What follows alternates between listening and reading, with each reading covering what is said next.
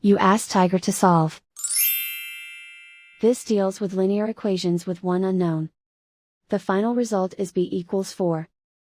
Let's solve it step by step. Simplify the expression. Group like terms. Simplify the arithmetic. Group all b terms on the left side of the equation.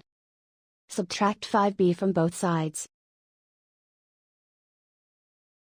Group like terms. Simplify the arithmetic. Group like terms. Simplify the arithmetic. Group all constants on the right side of the equation. Subtract 5 from both sides. Simplify the arithmetic.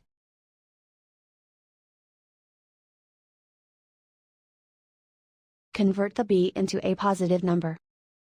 Multiply both sides by -1.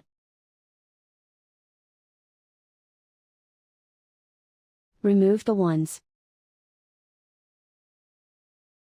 Simplify the arithmetic. And so the final result is b equals 4.